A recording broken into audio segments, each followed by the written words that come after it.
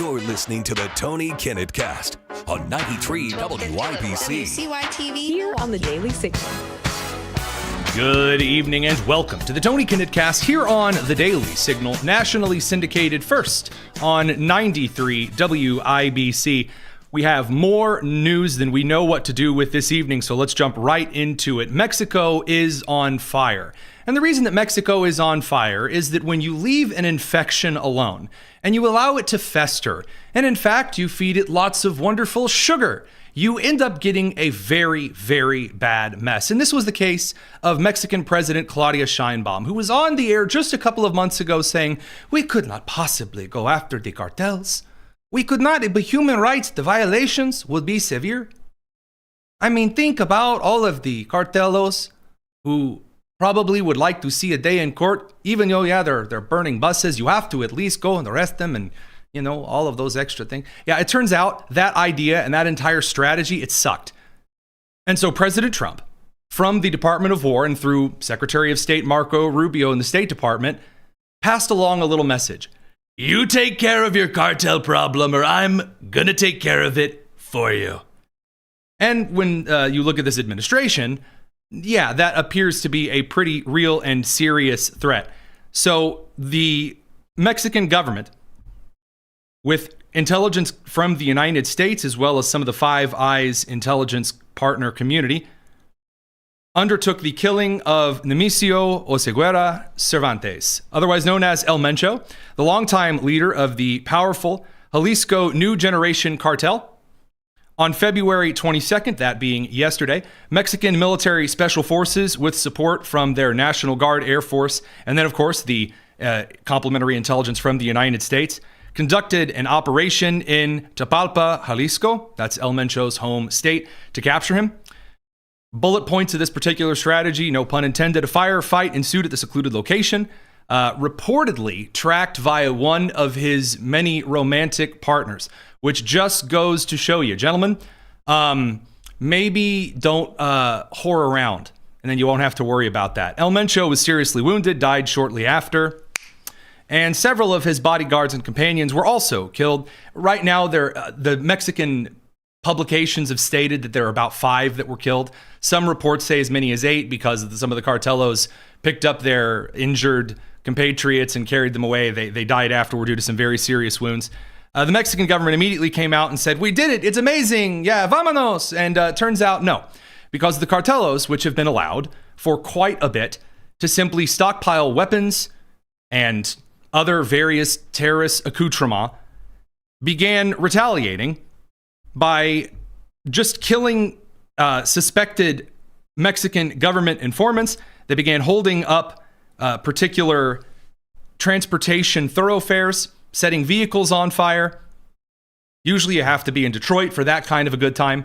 And then, of course, shots outside of some places that Americans were vacationing. There was a lot of panic in Mexican airports, for example, because of gunfire outside, nearby, and in the airport itself. You can see people streaming out of the airports, a couple of isolated shots. There was AI footage circulated of big 747s and other smaller passenger planes that were set on fire. No, not the case. Only a couple of vehicles and buses that were set on fire. Now, of course, Mexico did send in a slightly beefier version of its National Guard. So I'm just going to level with you right off the top of the bat. First of all, I love 511. It is my favorite combat supplier when it comes to stuff. Just way better than anything standard issue. Lasts a lot longer. But maybe it's not time for a video when you're getting ready to deploy the armored vans and the Ford F-150s to the fight.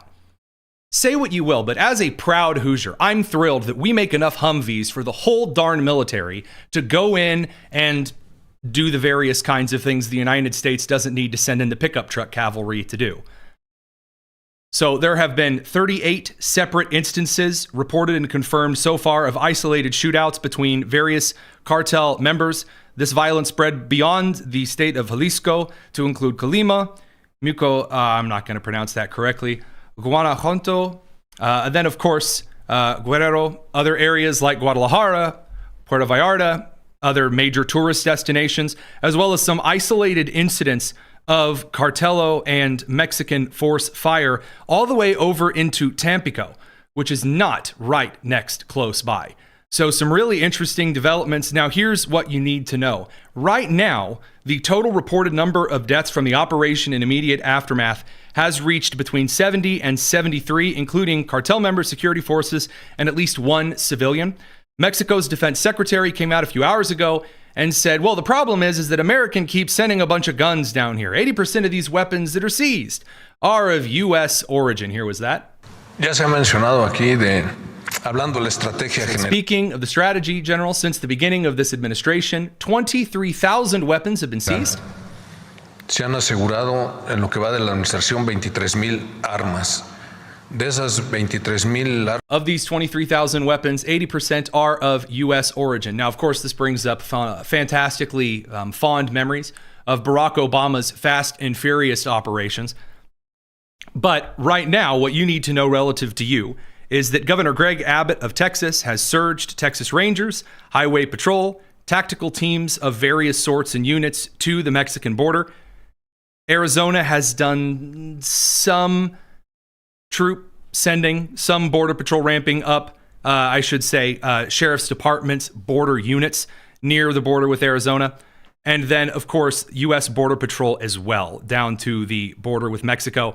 The best advice right now is, as the State Department gave, if you're in Mexico, shelter in place. Try to find a way out of the country. Of course, it's a hellhole in a failed state anyway. But again, the United States never should have given it up after the last time we occupied Mexico City. Meanwhile, in Iran, the situation regarding the United States buildup of arms resulted in yet another round of leaks and rumors and various media outlets reporting things. So over the weekend, reports from the Washington Post, from Reuters,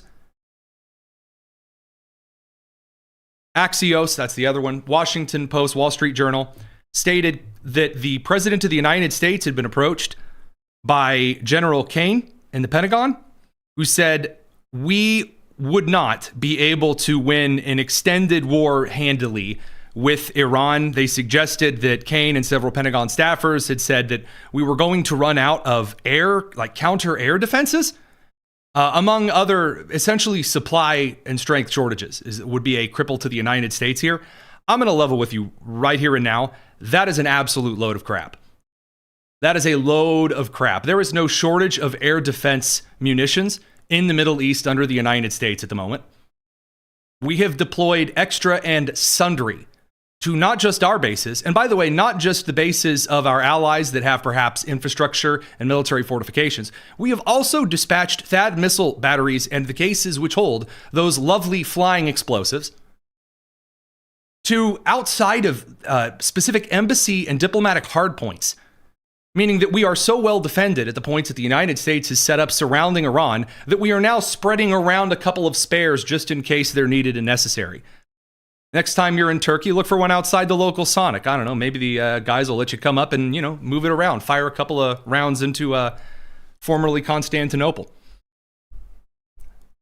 Here's the president's response to these particular leaks. He said, numerous stories from the fake news media have been circulating, stating that General Daniel Kane, sometimes referred to as Raisin Kane, is against us going to war with Iran. The story does not attribute this vast wealth of knowledge to anyone and is 100% incorrect. General Kane, like all of us, would like not to see war, but if a decision is made going on against Iran at a military level, it is his opinion that it will be something easily won. Now, that's correct. And the reason that's correct is because Iran has no navy. They have no navy whatsoever.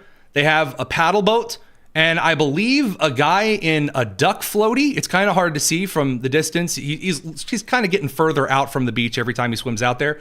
Their Air Force consists of a couple of F-4 Tomcats that should be in a museum. My only faint wish for the United States is that when they level the rest of Iran's Air Force and ballistic missile fields, that they send in Tom Cruise to fly the F-4 out of there and get it to safety so that it can sit in the Smithsonian. Perhaps a dark joke, but parents children shouldn't have to bury their parents, meaning that F-22s shouldn't have to shoot down the last F-4s out there. Radio crew, we got to send you over to the commercial. More news on the live stream. Catch you guys in a second. It's the Tony Kinnett Cast.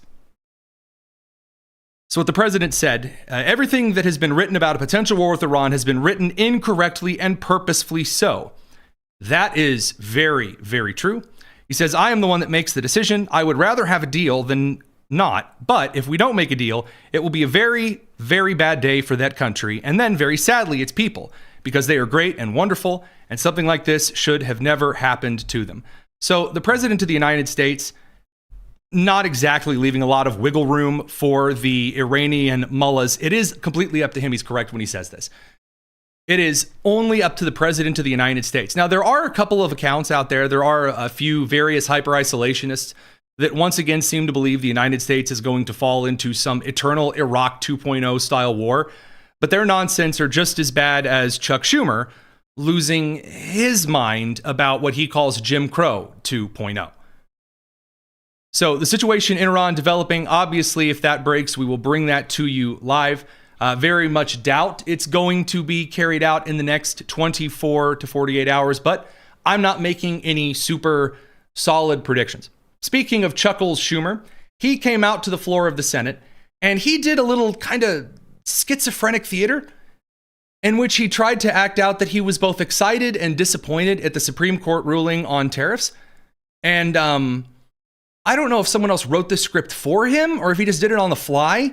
But if he did it on the fly, dude, zip it up and leave. It's awkward for everybody. We in a quorum? We're not.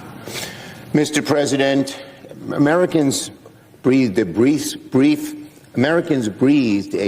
sigh of relief last week when the Supreme Court knocked out Trump's harmful tariff proposals. Americans are suffering because Donald Trump is raising tariffs. People pay more for so many daily goods, so many groceries, for cars, for homes, for everything.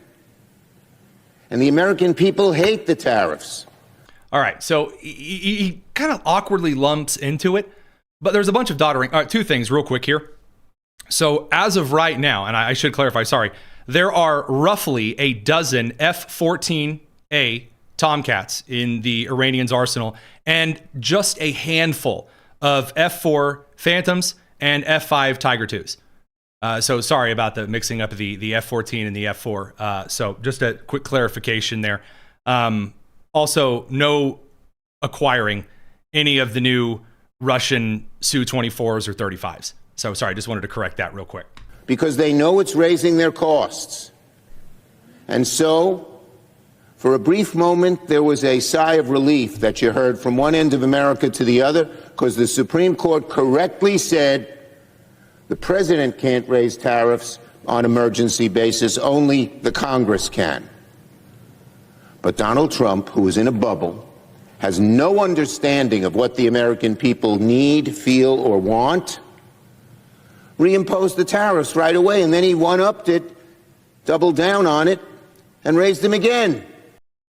All right, so excellent stuff to hear. Chuckles Schumer trying this particular approach.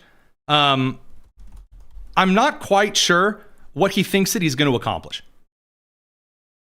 I'm just not quite sure what he thinks he's going to accomplish by telling everyone that the Supreme Court decision, which was made as a result of the Supreme Court decision, was largely in avoidance, or really I should say ignoring anything the American people thought about it. I mean, say what you will, but at least we had kind of a principles wrestling match argument regarding the tariff decision in the way that the President of the United States had previously used the IEEPA statutes. So in this instance, Chuck saying that doesn't work. Also, then turning around and saying that the President of the United States has no idea what people want, while you at the head of the Democrat caucus in the Senate are against the largest approval rating policy in modern U.S. history. That being voter ID law. The vast supermajority of Democrats are in favor of voter ID law, and you call it Jim Crow 2.0. So again, whatever the kind of awkward half strategy is here, if you could call it that, from Chuck Schumer, is falling a little bit less than on point. And he's not, again, of the Democrats kind of on the floor, on the playing field here, he's not even the worst one. So you have all of these Democrats who are coming out of the woodwork to announce their different plans for State of the Union. So State of the Union tomorrow night, 9 p.m., the President of the United States, he's going to stroll out, and he's likely going to take a victory lap. Democrats have decided that they really want one thing and one thing only: attention. All of the attention that they can find. They don't care. It doesn't matter. They want to get out there and they want to boycott it somehow. But while the camera's boycotted, they want the camera on them.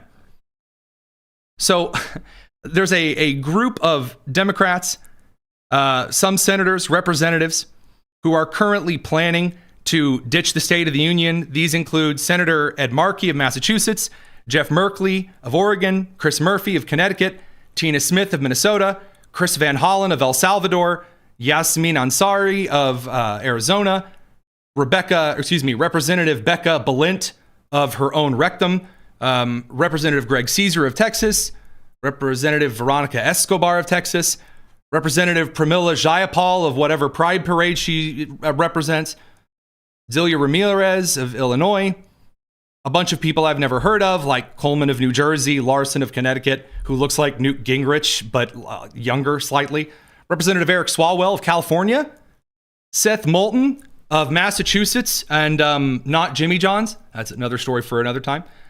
Representative Dan Goldman of New York, and then somehow still alive and appearing to possibly be, at this point, skin stretched over a mannequin, Representative Wyden from Oregon. So that's their, I mean, come on, you were really excited to see them at the State of the Union, weren't you?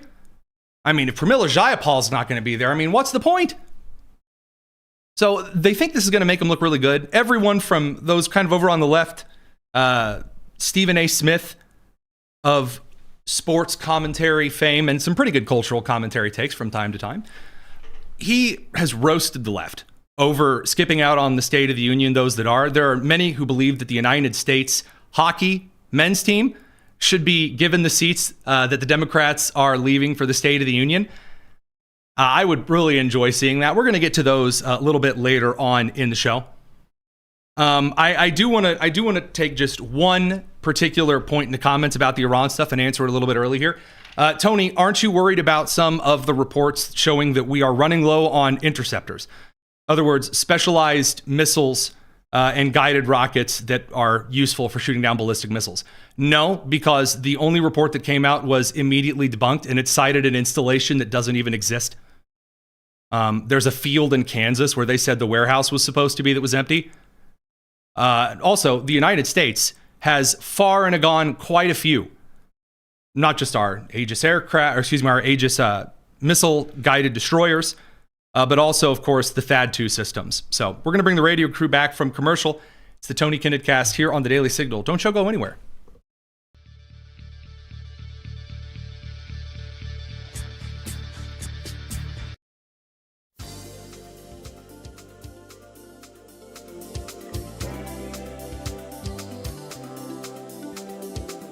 You're listening to the Tony Kinnett Cast on 93 WIBC. Welcome back to the Tony Kinnett Cast here on the Daily Signal, nationally syndicated first on 93 WIBC. So the Democrats have decided, after mocking the Turning Point USA's halftime alternative show, that they were going to do their own Democrat live stream State of the Union address. So I want to play a little bit of a game here. I want to see how many views the Democrats' alternate stream gets. And of course, the President of the United States on our Tony Kinnett Cast will be sharing, of course, that State of the Union address right here on the live stream. I would bet a healthy amount of Indiana tenderloin sandwiches that our show dwarfs the Democrats' alternate sort of kind of State of the Disunion address, especially if they get Gavin Newsom to speak. I mean, there's a good chance that they try. But Gavin Newsom's in a bit of a scandal because Newsom, over the weekend, decided to get up and tell a room full of a bunch of black men that he's just like them. He's like, I also can't read. I also got a 960 on my SATs, which is right up there with Kathy Hochul, governor of New York, saying that black kids in New York don't know what a computer is. But anyway, here's Gavin. I'm not trying to impress you. I'm just trying to impress upon you. I'm like you. By the way, I do want to point out, look at the stank on this guy's face. Usually to get the stank look like that, you have to be in the middle of a beautiful piano solo. So, I mean, that man is looking at him. It's already not going well, but Gavin, he's going to go into recovery mode. He said, I'm not trying to impress you people. I, too, put on my pants. One leg in the morning. I'm no better than you. You know, I'm a 960 SAT guy. And, you know. So you get a couple of hoots and hollers and laughs, and then you get a bunch of people who are awkwardly laughing going, did he just call us like all... He said, oh, I'm just like you. This crowd of black people I'm speaking to, my SAT scores are low, just like you. Oh, no. And I'm not trying to offend anyone, trying to act all there if you got 940. But literally a 960 SAT guy. I cannot, you've never seen me read a speech because I cannot read a speech. I love that. So this whole thing came about because Gavin Newsom was called historically illiterate by Ted Cruz.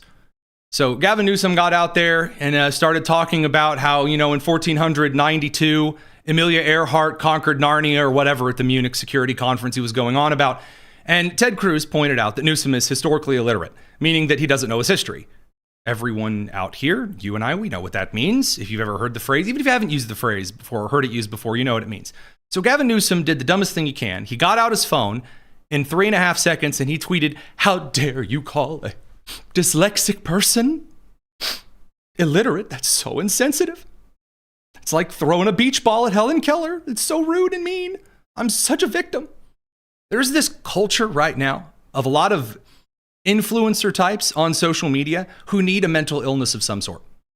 So the trend over the last year was calling yourself autistic when there was no reason to, and dressing in really weird, quirky, like 1990s Disney series colorful clothing, like the awkward best friend in every sitcom series who doesn't know how to dress, whether it's Phoebe Buffay or whoever was on Wizards of Waverly Place, that one chick next to Selena, like the weird dress. They're like, oh, I'm autistic. That's why I dress like I stepped out of the trash can at Burlington Coat Factory. So in this instance, Gavin Newsom's decided that his particular mental disability is going to be dyslexia. So a couple of people reached out and said, well, again, officially claiming some kind of a learning disability is interesting, because he immediately got out and said, oh, I've been dyslexic as wrong as I can remember. And so from Real Clear Politics, Susan Crabtree, excellent reporter. And by the way, on the ranking list of reporters that I would say are some of the least biased or try very, very hard to report things exactly as is, Susan Crabtree is one of the top. She is the Real Clear Politics national correspondent. She's a 2024 Dow Prize winner. She reached out to Gavin Newsom's press office and said, and I quote, hi there. I know any type of learning disability is very sensitive, but I also see that Governor Newsom and his press team have been using the diagnosis to hit back at Sean Hannity, Ted Cruz, and other critics in the wake of Newsom's comments over the weekend that he had in his 960 SAT. So I'm like you, which he said to a black moderator. So she asked, Newsom, if that's the case, does he have anything that essentially just demonstrates that as a child he had dyslexia? He also said he was diagnosed in 1972. That'd be when he was 5 or 6. Is there anything the government can point to the proof of this? And then Izzy Garden from his press office reached out and said, and I censor yet quote, hey, Susan, thanks for reaching out. Respectfully, F off. The word is in full in the message. Izzy. Classy. Radio crew, we're going to send you to the commercial. Please don't y'all F off. We love you, but you just come back after the commercial break. It's the Tony Kinnett Cast here on the Daily Signal. All right, live stream. We'll step away from Gavin Newsom's burning situation in a minute. Again, remember, dyslexics are teeple poo. You got to hand it to them with the wrong hand, probably. The left, you got to make the L's, figure it out. Regarding the blizzard situation on the opposite coast, Zohran Mamdani is drowning, which is perhaps a little ironic because you would expect that Zohran Mamdani would be doing a phenomenal job. There's usually a lot of carryover momentum after a previous administration, even a disastrous one, to which you can take any of the successes that were kind of expected to follow and say, yeah, this is great. Everything's going very well so far. Mamdani can't even handle basic weather. So he has now come out and announced that those 19 homeless people which died due to exposure, again, remember that Zohran Mamdani said those cops, those nasty dirty pigs, you can't go in there and you can't be scooping out a bunch of them homeless people. When they tell you, that means that I'm fine, leave me alone, copper. And so Mamdani's policy of I hate the police, send in the weird therapist, didn't work. And homeless individuals in the city died, 19 of them. And so Zohran Mamdani has now come out to say, well, actually, they didn't die of the cold. They died because they overdosed and then froze to death. Now, I don't know if you guys know that unless you're a very good James Bond movie, you only die once. So unless we're getting spiritual here, I don't think that's how it works. Mamdani also came out, though, and announced, because there's some big weather coming in, or it's here now, the blizzard. Over the weekend, though, he announced that you, too, can cover up for the shortfall of New York sanitation, landscaping, and city officials not being adequately funded and prepared to fight a major snowstorm, despite being in the Northeast, which gets hit with, you guessed it, Steve, snow. Here was his announcement. We're utilizing 33 DSNY vans and 2 DSNY buses to transport shovelers where they're needed faster. And for those who want to do more to help your neighbors and earn some extra cash, you too can become an emergency snow shoveler. Just show up at your local sanitation garage between 8 a.m. and 1 p.m. tomorrow with your paperwork, which is accessible online at nyc.gov/snow, and you can get started right away. Oh, okay. So a couple of things here. Now, a lot of people immediately said, wait a minute, you got to show a bunch of ID and bring your paperwork and your forms to come shovel snow? And by the way, the voter ID required are 2 forms of photo identification, or one if you have a passport, But also, I want to point out something different. I was told that the reason that these illegal immigrants were here was to do the manual labor, right? Who's going to pick the crops? Who's going to, clean the hotels? Who's going to do the landscaping? Where are all of the... I was told that's why they're here. I mean, it was promised. After all, Jasmine Crockett said, we ain't going to be out here picking cotton or shoveling snow. So then where is everybody? Interesting stuff indeed.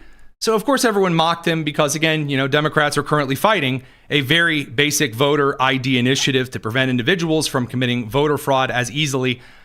His follow-up response, because he really hates being called out at being an awful mayor. Politics aside, he hates just being called a really stupid hypocrite and a failed rapper and the child of a professor and a movie producer. He really hates that.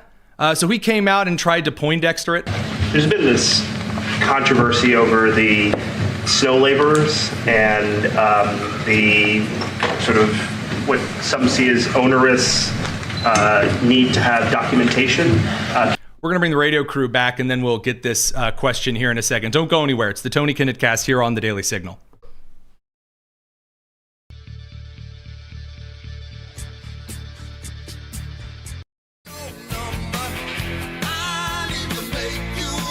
The Tony Kinnett Cast on 93 WIBC. Welcome back. If you're in New York, you probably have a better chance of calling Jenny and getting her to come out and shovel your snow rather than anyone in the city government. Not because of the guys that are out there actually shoveling the snow. No. The guys out there who are underpaid and who are managed horribly by whichever latest either former Antifa member or lesbian advocate or pro-Hamas open terrorist sympathizer that he's put out to run major city agencies like sanitation. Mamdani is under a lot of heat because he has no idea what he's doing, and it turns out all of these college hacky sack circle groups are terrible at doing big grown-up adult work. And so he really didn't like being asked by a reporter, hey, you got out there and said you need to bring your papers. Papers, please, if you want to show up and shovel snow for the city. Which again is hilarious because there are millions of people around the country as kids who would just go shovel snow and then like take the money right then and there as like a small cash payment. But this is a huge process for New York because it's an overregulated hellhole. Here was his response to this reporter. There's been this controversy over the snow laborers and the sort of what some see as onerous need to have documentation. Can you just talk about if that's new and what you make of the controversy? This is all long-standing. This is a long-standing program and long-standing requirements, and this is a way that New Yorkers get paid to shovel snow in assistance with the city's response to a winter storm event. Federal law requires that employers get authorization and documentation. Wait a minute. Hold on a second here. Wasn't this the guy that said that he wasn't going to like work with the feds? Federal law, I mean, it's not really up to a city to uphold federal law. That's why the city has laws.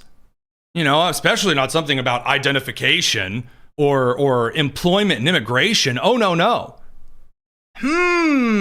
Now, I got to say, all of a sudden, Mr. Federal Law Cider over here seems to be sweating a bit at the brow. To pay people for their work. We are not allowed to just cut checks to individuals for their work. And these are the policies that we've had in place, but I understand that for many, it's the first time that they've ever heard about it. I love it. I love watching. It's so fun. Now, Alexandria Ocasio-Cortez also came out to simp for Mamdani while her husband snored in the background. We're not going to play that one right now because there's more to get to. Massachusetts, Connecticut, Delaware, New Jersey, Rhode Island all have declared states of emergency. Thousands are facing power outages, school closures, travel bans. In Providence, they reported that as of 1 p.m., 32.8 inches of snow, largest snowstorm on record. For the contrast there, the blizzard of 78 snowfall only got up to 28.6 inches. So really wild snow and ice. Now, speaking of ice, there are a lot of the left-wing outlets here. What is everyone else covering around the country? People upset about the sad, sad song of Karen Newton. And a lot of these left-wing outlets have openly flaunted Karen Newton, and also including the Guardian as well here. From Jenny Kleeman on the 21st, Saturday, said Karen Newton was in America on the trip of a lifetime when she was shackled, transported, and held for weeks on end. And no, not held by one of Mamdani's hugging social workers. With tourism to the U.S. under increasing strain, she says, if it can happen to me, it can happen to anyone. And they made it appear as though she was just traveling with her husband, Bill, to an ambitious itinerary that would take them through California, Nevada, Wyoming, Montana, and then on to Canada over 2 months. They talked about how she didn't like Las Vegas, which, I mean, same. Okay. But anyway, like she was going to do a road trip with her husband, and then ICE picked her up. The Department of Homeland Security, a dream holiday ended abruptly on Friday, 26th September. As Karen and Bill were trying to leave the U.S., when they crossed the border, Canadian officials told them they didn't have the correct paperwork to bring the car with them. Boy, a lot of paperwork hitting these liberal governments lately. And I really enjoy that. Anyway, they were turned back to Montana on the American side. And, when you leave the American border, go up to the Canadian border. When they tried to come back in the United States, oh no, Border Patrol with Canada.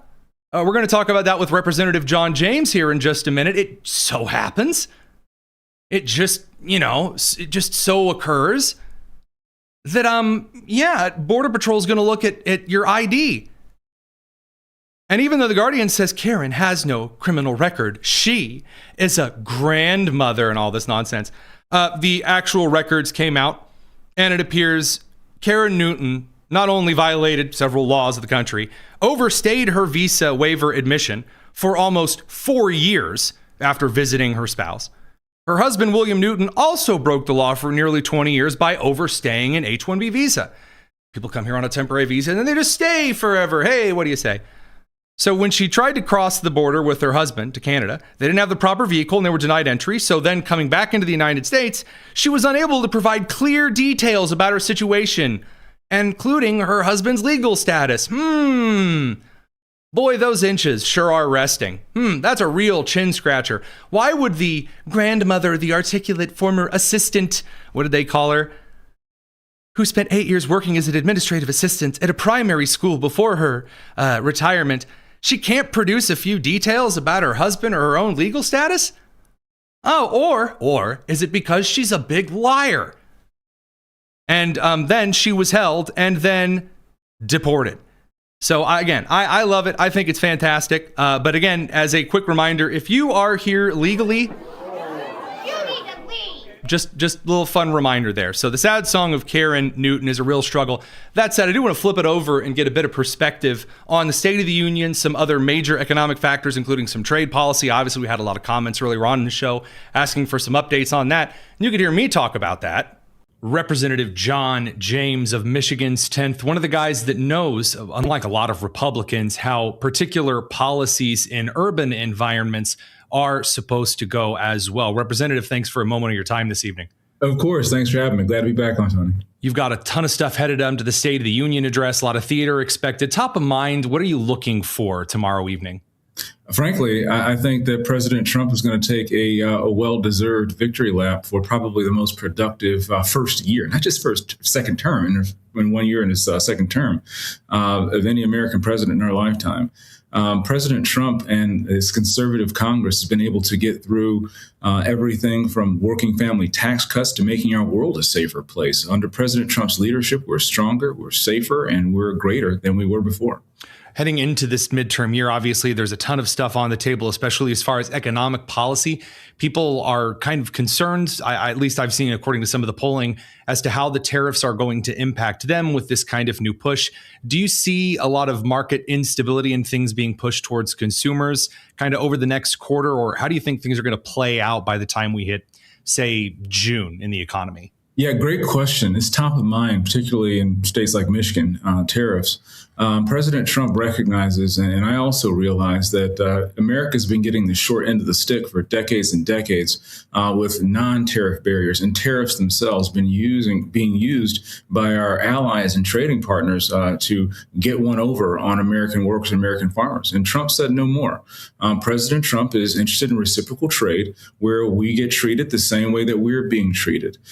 President Trump's actions has resulted in trillions of dollars of investment coming back to the United States of America. One sterling example is we're now making more steel than the Japanese, and that hadn't happened before. That's a matter of not just economy, but national security. Negotiating better and fairer trade arrangements, protecting American workers and farmers is something that's going to help our economic situation, but also decrease our dependence on adversaries like China. We're beginning that slow march back toward reindustrialization, but in states like Michigan, we're going to need conservative leadership to make sure that we can participate in this great economic and defense resurgence. We have the ability, but we lack the leadership currently to be able to help out. So I'm looking forward to leading in any way that we can. And I applaud the president's efforts to finally get our allies and our trading partners to work with us in good faith for our mutual benefit and not continue to take advantage of the American economy and the American worker and farmer. To soapbox just for a second, I'm not asking that question just because I know that you're going to give me the Republican in the House answer. You've served on the Energy, Commerce, Trading Committee and subcommittees for quite a bit. When it comes to these issues, of course, you up in Michigan, us down here in Indiana, we're very passionate about not just the general box store trade internationally, but also the manufacturing sectors. That also comes with energy, right? So if we're going to look at the unleashing of energy, that takes a lot of different forms. President Trump has been calling out the windmills, but there's a lot more to it in the replacement of those energy sources. What do you see coming down the pike? I know deregulation's been going fast and furious. Yeah, and all of the above energy approach that actually capitalizes on things that work. If we could make money on unicorn tiers, we absolutely would, but you can't. You can't lower people's prices on hopes and dreams developed in the ivory towers of universities all over the country. We need natural gas. We need nuclear. We need things that actually work, and so that's what we're doing to lower our energy costs, to increase the resilience of our electricity and our grid. And that's part of something that I actually got passed a couple of weeks ago is my critical mineral supply chain bill that's going to increase the resilience of our supply chain, increase the resilience of our ability to power and supply our own goods, and lower the costs of everything from gas to groceries. These are the things that the Trump administration has been working on. I'm glad that I was able to get it passed through the House of Representatives, and being able to focus on energy and leading in that area is something that Michigan is ready to do under new leadership. So I'm sorry to, again, give you whiplash to move through some of these questions so quickly, but hey, a lot of stuff right before the State of the Union. Your governor, Gretchen Whitmer, Big Gretch, unlike you, she traveled over to Europe for the Munich Security Conference. Again, I noticed you're talking about a lot of international issues. I didn't see you there, but I did hear Gretchen Whitmer, your governor, freeze up when being asked about victory in Ukraine, about other military matters, so eager and excited to sit opposite the U.S. ambassador on the panel. Yet when the questions came up, the crickets played their lovely music. Just, again, in the Michigan political system, what in the world was the response of Michiganders to that? Well, I took no joy in seeing one of our leaders go over to Europe and faceplant on an international stage. But that just underscores the importance of having somebody in Michigan, a northern border state, where its major city is the only one in the United States within 20 miles of an international border. Having somebody who understands what it takes to keep Michigan and America safe, because they've done it before. I'm a combat veteran. I flew 750 hours combat in Operation Rocky Freedom. I served on the House Foreign Affairs Committee, and in this race and in Michigan, having people who understand what it takes to compete and win in such a special and important position as Michigan is very, very important. Elections have consequences, and we need leaders who understand what it takes to keep us safe and understand a little bit more about the current events and Michigan's outsized role in keeping America safe. Michigan's arsenal of democracy was called upon in 2 world wars that we were able to help win because of our manufacturing effort. And as somebody who has a manufacturing background, having a chief executive who understands that is very important. Having a combat veteran as commander-in-chief of Michigan National Guard is also something that's very, very important. So, again, we take no joy when our leaders go to foreign shores and make us look more vulnerable. That's a liability. But we do have an obligation to elect leaders with experience. Now is not the time for experiments. Representative John James, Michigan's 10th. We would love to have you back in a couple of weeks after things calm down. Yeah, right. Just to ask a few more broad questions about the manufacturing sector and rebuilding it in the country. I know that you and I both have to sprint. Thanks so much for a few minutes of your time.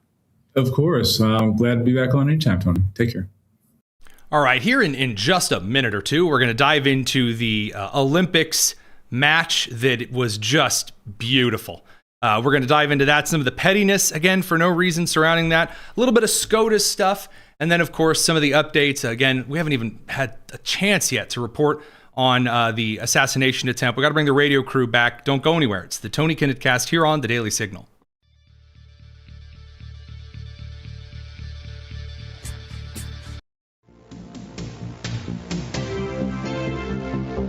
It's the Tony Kinnett Cast on 93 WIPC.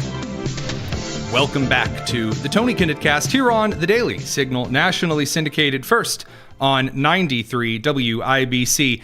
Very, very briefly, want to bring a bit of an update here. The President of the United States was attempted assassination, the 3rd or 4th attempted assassination of President Trump, thwarted on February 22nd, that being yesterday. A suspect was apprehended, by both U.S. Secret Service agents and a deputy from the Palm Beach County Sheriff's Office outside of Mar-a-Lago. The suspect, named as 21-year-old Austin T. Martin from North Carolina, was reportedly carrying a shotgun and a fuel canister. Officers told him to put the gun down. He raised it at the cops and they downed him. So it appears, based on some prior social media posts and things, that this individual was fueled by a trying to put Trump down based on Epstein file stuff. We don't know that for sure. If that's the case, again, that's why here on the show, we actually dig through things and we don't encourage people to go mentally insane and schizophrenic over wild things that again, aren't even found in those particular documents. So that aside, let's dive into some of the greatest stuff, just period, over the weekend. If you didn't get a chance to watch a lot of the U.S. Winter Olympics, it's not usually the most viewed, of course, up against the Olympics or some other major American sporting events. But it was a phenomenal year for the United States. Of course, we've already talked about the figure skating, Alyssa Liu. We've already talked about some of the other excellent American performance. The women's hockey team was able to knock out Canada in overtime in the finals. And then the U.S. men's Olympic team was able to, in a beautiful last-minute overtime shot, again, this clip provided by NBC, phenomenally gorgeous shot. Watch this.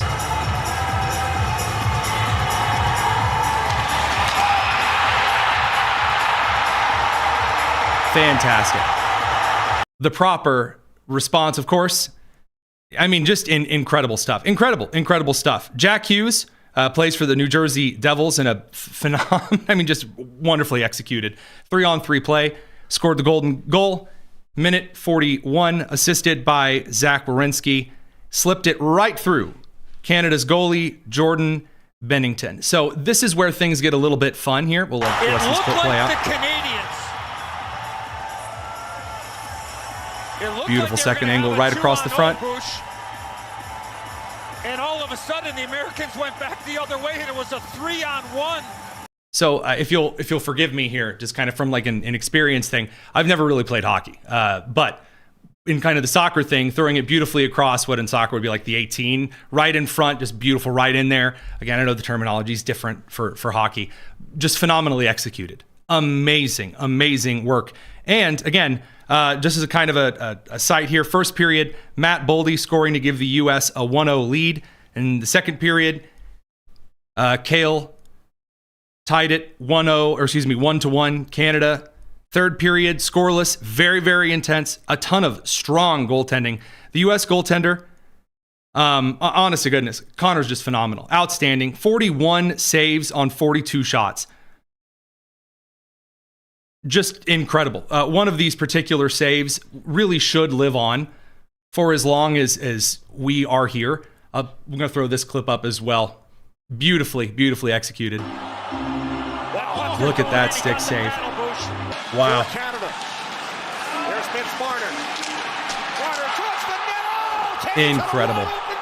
Incredible goaltending. I mean, that's some beautiful goalkeeping, excuse me. So, no, I'm not making an attempt at the last names, producer Lou. You're absolutely correct. I'm not going to. Absolutely not. I will say this. Afterward, there were a lot of pearls being clutched, a lot of tears being thrown out everywhere over the United States, which apparently under the Trump administration is really problematic to cheer for the country, which is bizarre. I remember cheering in a very sweaty New York City apartment during the 2012 Olympics. I was out in New York for a while, and the AC wasn't working right, but everyone in New York, Republican, Democrat, if you were here and maybe you even weren't supposed to be, you were cheering on the Americans, regardless of the president, in 2012. 2016, same thing. 2020, same. I mean, it's not really that difficult to do. And again, the Winter Olympics should be the same way. And the United States performance was beautiful. I mean, it's just so special, and I want to thank our troops for allowing us to play this game. Thank our troops for allowing us to play this game, and thank all the support back home. But Secretary of War Pete Hegseth shared that clip. A lot of pro-America sentiment from the men's hockey team. Again, from the women's hockey team, from Alyssa Liu as well.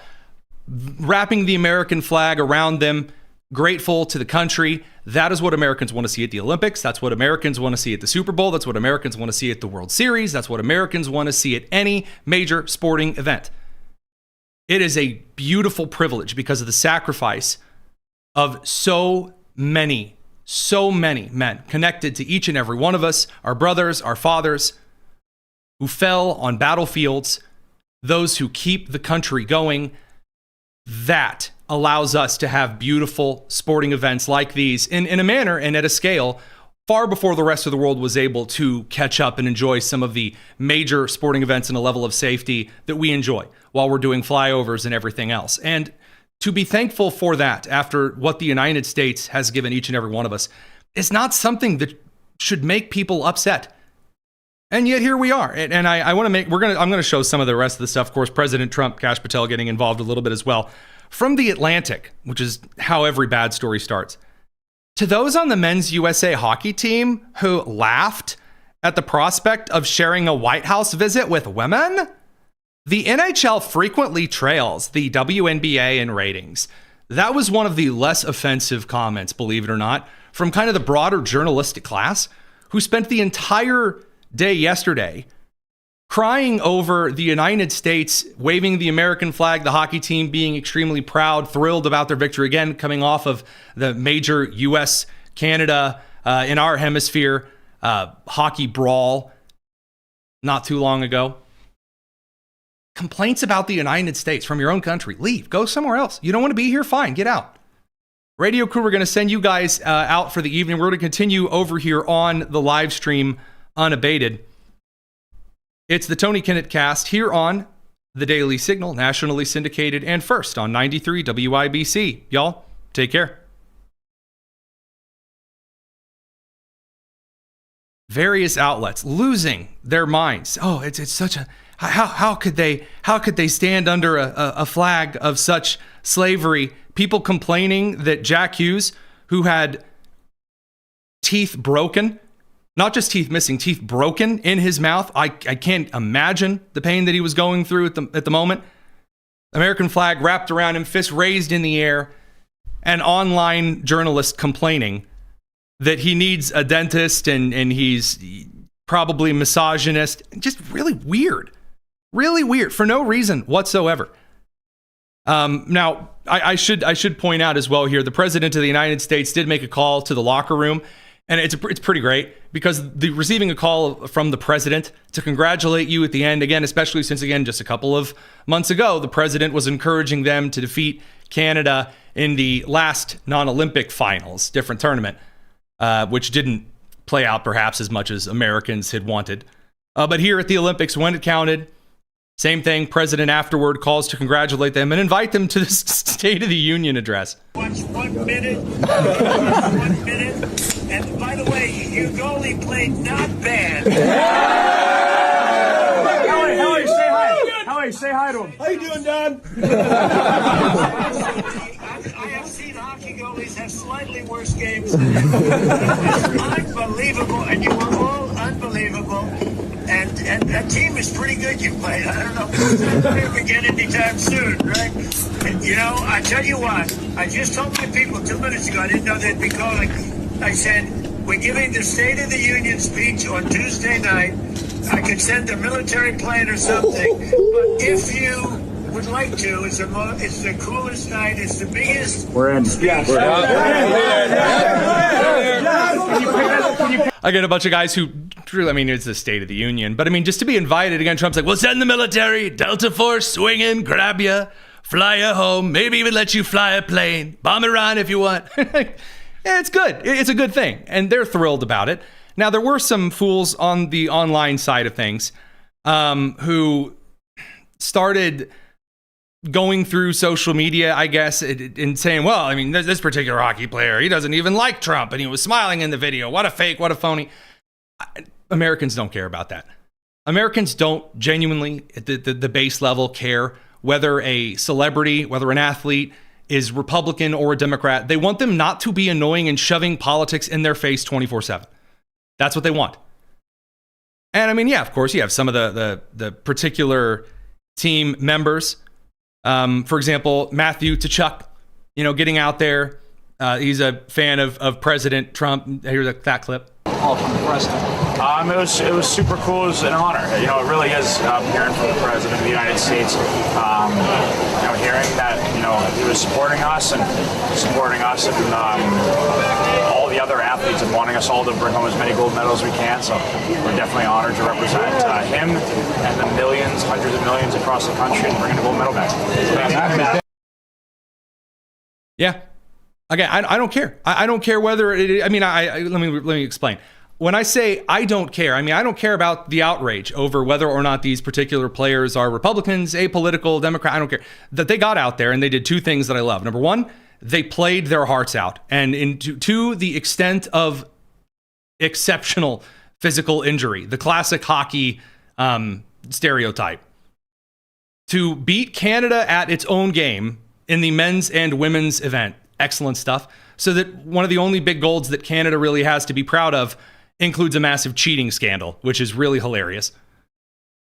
But aside from that, aside from the curling drama, to see the men's and women's hockey team, and again, and Alyssa Liu as well, an immigrant, wrap herself in the American flag, wrap themselves in our flag, stand with admiration, tears in their eyes as the national anthem played, and to be thankful for the country that they are in and that they have the privilege to represent makes one proud to be an American.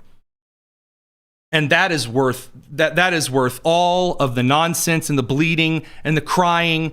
Now, we can talk about how Canada went and handed a bunch of little teddy bears to their Olympic team, their Olympic women's hockey team for losing, which is, again, very, very, very strange. But alas, at the end of all of these, in a world full of Megan Rapinoe's, be a Jack Hughes. I think that's really the best way that should be said. All right. Just for a bit on the bonus tonus side of things this evening, I wanted to cover a few of the mail time questions, but also wanted to talk a little bit about some of the stuff that you guys had thrown our way here on the Tony Kinnett Cast. So I have not seen this clip yet, so I hope there's not, like a bunch of language and other stuff in it. Apparently, Jamie Raskin got up in front of the country today, Representative Maryland, and had himself a good-sized hissy fit. I've seen several comments about this. We have the clip loaded now. I'm interested to see this as well. Raskin has before considered himself to be of more decorum, not in the last couple of years, but anyway. No president ever transformed the entire machinery of the federal government into an instrument of political propaganda, censorship, and repression the way that Donald Trump has. Okay. Now that's a wild thing to start out with. The top of my head. FDR interning individuals based on the color of their skin, banning gold. Just banning the ownership of gold. FDR threw people in prison for fun. FDR was a horrible, horrible, horrible, horrible president. Woodrow Wilson. Also, creating the bureaucratic state which ate more rights of Americans between those two presidencies than any other time fathomable. I mean, even Andrew Jackson. The Supreme Court has made their decision, now let them enforce it. I mean, at some point, you have to wonder if they really believe that history began with Donald Trump. As aspiring presidential dictators go, he is simply in a class by himself, which is why America now has a no kings movement of tens of millions of Americans that has risen up to counter him. Trump makes no pretense of respecting any part of the First Amendment. He merges his insatiable greed and his authoritarian politics with his snarling dictatorial desire. Okay, so I don't know if you guys know this about actual fascist governments, right? That don't have any kind of a First Amendment. They don't let you get out there and say what he's alleging right here. You realize this, right? Like an actual country that has no respect, love for free speech, like the UK, for instance. You tweet a meme, you're out there praying in public. Well, excuse me. You're out there praying to the Lord. And, mate, you got a license for that? And they'll give you a ticket or haul you off to jail. Jamie Raskin can get out here and just make things up. Nothing's going to happen to him. To stamp out any political, legislative, social, cultural, or intellectual expression that he personally disagrees with. I like the just listing of various adjectives. And again, I want to make it clear. The real threat to the First Amendment is very, very, very clearly from the left. Former Prime Minister of New Zealand, for example. This week, we launched an initiative alongside companies and nonprofits to help improve research and understanding of how a person's online experiences are curated by automated processes. This will also be important in understanding more about mis- and disinformation online, a challenge that we must, as leaders, address. Sadly, I think it's easy to dismiss this problem as one in the margins. I can certainly understand the desire to leave it to someone else. As leaders, we're rightly concerned that even the most light-touch approaches to disinformation could be misinterpreted as being hostile to the values of free speech that we value so highly. But while I can... There it is, there's the but. Oh, we value free speech so highly, but... not tell you today what the answer is to this challenge, I can say with complete certainty that we cannot ignore it. To do so poses an equal threat to the norms we all value. Okay, so I enjoy her. She said, I'm here to tell you an unvarnishable truth. We can't ignore it. If we do, and then she proceeds to say how you could ignore it. I can't stand that in political speech. As though they're breaking something that's not at all breaking. They want to get out there and have like the quote that's going to remember for ages. I have the most important thing to tell you. You can choose what restaurant to go to. And everyone's like, well, that was incredible. I hate this. But anyway, the big threat to norms that free speech is she's saying. After all, how do you successfully end a war if people are led to believe the reason for its existence is not only legal but noble? How do you tackle climate change if people do not believe it exists? Oh, how do you do anything if people disagree with you? That's what she's arguing. That is directly what she's arguing. How do you end a war if there are people who believe that war is justified? She doesn't specify what war that is. Any war. You think it's justified, someone else thinks that it's not. Then how do you end that war? Or climate change. How are we supposed to fight it? How are we supposed to save New York City from this global warming threat? Look like the East Coast. The East Coast is a desert. It's baking in 80-degree weather right now. How do you ensure the human rights of others are upheld when they are subjected to hateful and dangerous rhetoric and ideology? Oh no! Someone said a mean, stinky word. That means my rights are erased from existence. The weapons may be different, but the goals of those who perpetuate them is often the same: to cause chaos and reduce the ability of others to defend themselves. Oh wow, there might be a bit of dissension. That's chaos. And if the other side can't articulate their arguments, and so they look stupid when they try to explain why, well, actually, Venezuela and the equator, or, oh, well, I'm actually very dyslexic, or the other kinds of nonsense. They're humiliated because they're idiots. See, that's terrible, because then the left-wing crews who are benefited by these useful idiots going out and saying things, then they're exposed as useful idiots, and the left can't then accomplish their agenda. So what's the secret? What's the special sauce? What's the answer? Remove the First Amendment, remove free speech. But say that you secretly love free speech. That's why you're doing it. It's the I'm beating my wife because I love her kind of argument. To disband communities. To collapse the collective strength of countries who work together. But we have an opportunity here. This literally could have been said by Khrushchev in the 50s, like word for word, and it would have been fine. The capitalists seek to dissolve our Warsaw Pact, who's been working together. We must protect these communities from the imperialists. Here to ensure that these particular weapons of war do not become an established part of warfare. Weapons of war. There you go. Former Prime Minister of New Zealand. Free speech. Weapons of war.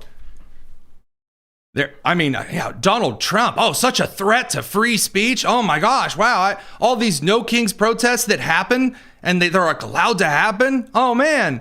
As long as you don't try to run over a police officer, then it's usually pretty fine. Oh man. Wow. Just the horror.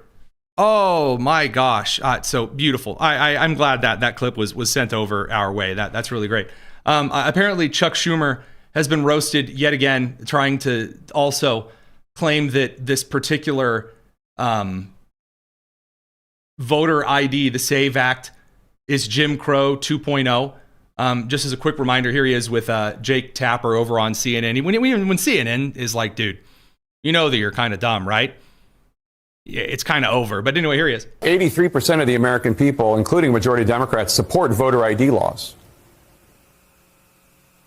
Well, yeah, the voter ID laws that, first, each state can have its own voter ID laws, and some do and some don't. But secondly, what they are proposing in this so-called SAVE Act is like Jim Crow 2.0. They make it so hard to get any kind of voter ID that more than 20 million legitimate people, mainly poorer people and people of color, will not be able to vote under this law. We will not let it pass in the Senate. I really do like this. Again, the idea that people of color or women are so stupid. They're so dumb. Man, they could never actually get out here and, they could never actually get an ID unless they need to shovel some snow. Then, that's right in there. That's right in their purview. Also, if you criticize me, I'm just going to say, well, I'm just, I also am a big stupid person, just like all of you black people. I'm dyslexic. Nothing is set in stone. Nothing is ever set in stone politically. But when people tell you that they're going to be like this, there's massive blue wave to come out and push some of these fools saying these nonsensical things into continual power, I'm suggesting that right now, unless things change very seriously throughout Q2 into Q3 this year, very, very, very small chance that we have a high turnout election coming at the end of this year. What you're going to see is a lot of unenthusiastic people, which right now, according to the culture and the polls regarding cultural involvement and excitement about things, people are just unenthused. They're really just not, it's not really doing it for me.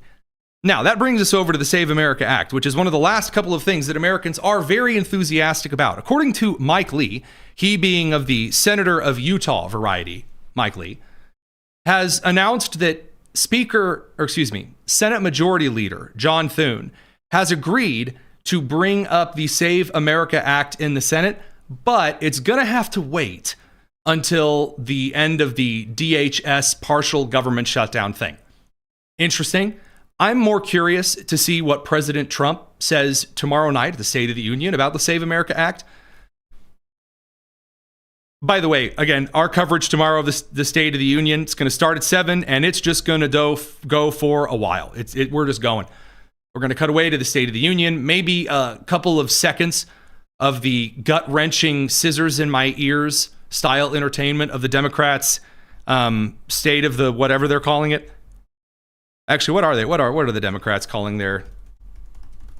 What are they calling their little State of the Union shindig alternative? I'm just curious. Maybe they had to come up with like a really good name, right? Like a really good alternative name. What do we got here? Comments, producers. Explanation to their beautiful alternative. We'll cut over to that in just a minute here. Regarding Representative Jamie Raskin, really kind super chat from Purely Patriotic. Again, very much agree with the name there. Jamie Raskin is the most hypocritical, lying lowlife in Congress. And again, very kind $10 super chat. You guys don't have to do that. You don't have to give us any money. But I very much agree with you. Absolutely, absolutely agree. And to Roger Simmons, do I actually think the SAVE Act is eventually going to be voted on? Yes. I think this year we will see a speaking filibuster be brought forward. That will take a couple of weeks because the Senate parliamentarian hates everything. Essentially, the Senate parliamentarian is like Roz from Monsters, Inc. Like, Speaker John Thune, I notice you didn't file your paperwork. That kind of a thing. So that'll take a couple of weeks for procedure. One of our key editors at the Daily Signal, Keith Koffler, pointed that out to me quite recently. So really beautiful stuff. It's an exciting time. Beautiful. Do we actually have the name? They're calling it Trash Talk? Certainly that's not what they're actually calling it. Tell me they're not actually calling it Trash Talk. There's no way. They have to call it something useful, right?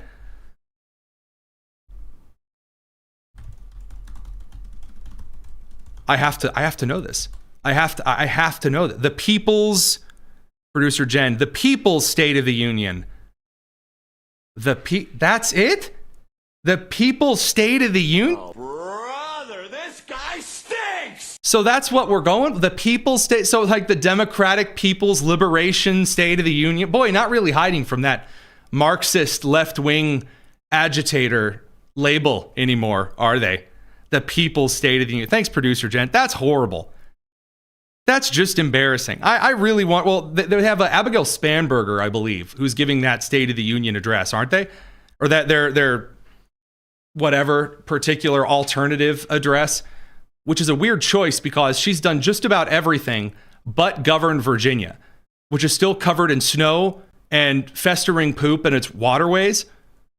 She's raising taxes on Virginians as well. Again, it's really funny to watch the Little Miss Moderate. They did this with Elisa Slotkin as well, remember? For Michigan last year. They're like, oh, this is our new incredible alternative. See, she's like a basic white woman. And they bring her out, and then she tries to talk, and either she can't speak, or once she starts talking, you realize that it's either like corporate platitudes about believing in yourself, you know, like the New Zealander former prime minister, that one, you know, bunch of useless adjectives and phrases stapled end on end, or you get you guessed it, really far to the left, social Marxism. And by the way, as long as we continue to have political parties that ignore the autopsies of either major elections or special elections, what you are going to see is just continued pimp slapping. And it's only going to get worse. So, for example, Democrat officials who have worked on the party's still secret autopsy of the 2024 election, wink, concluded that Kamala Harris lost significant support because of the Biden administration's approach to the war in Gaza. This is according to Axios.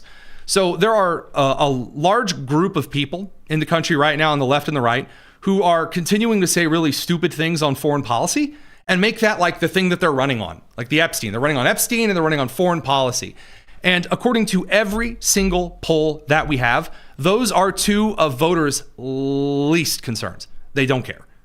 They don't care. They do not believe the president of the United States is going to kill us all with Iran. They do not believe the president of the United States is actually a secret jumbo dinosaur in a purple suit pedophile, whatever. They don't believe it. They don't believe it's top of mind. They do not. What Americans care about is the economy and the reduction in crime. So far, the reduction in crime thing is going exceedingly well. And so right now, the Trump administration, if they are able to build some momentum heading into Q2, then it really stands to be a pretty decent year. Now, according to some of the polls, Kamala Harris is still the choice for what Democrats are going to push forward in 2028.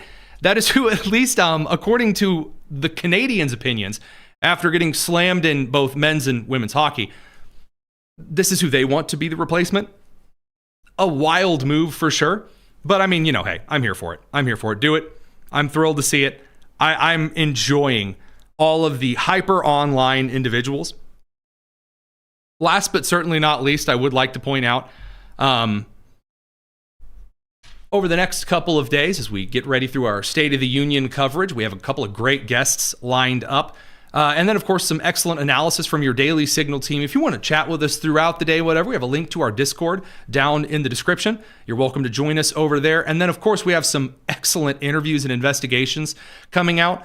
One on immigration here in the next couple of days regarding some of the transport disaster and the commercial's driver's license policy failures, and not just blue states, but also red states.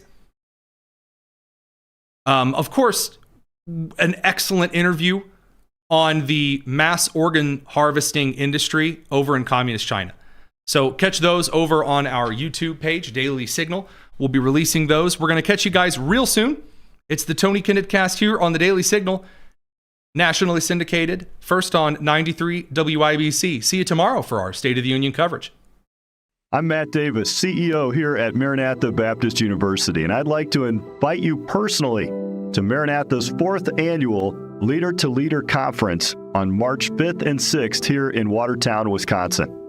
This event, sponsored by our School of Business, offers 2 days of practical insights, valuable connections, and leadership development that will impact your career no matter your field. This year's conference includes keynotes from Ken Barbic, a Maranatha graduate and former Senate-confirmed Assistant Secretary of Agriculture, and currently serving as a senior lobbyist and advisor to Fortune 500 companies. My friend Tony Kinnett, another Maranatha grad who now serves as a national correspondent and syndicated radio host for the Daily Signal. And Adam Morgan, president of Majesty Music and a former member of South Carolina's legislature. Becoming a more intentional, effective leader starts here. Take the next step in your leadership journey and join us March 5th and 6th for 2 days of learning, networking, and growth that will set the tone for the rest of your year. To learn more, visit mbu.edu/leader-to-leader. Can't wait to see you here on Maranatha's beautiful campus, March 5th and 6th for the 4th annual Leader to Leader Conference.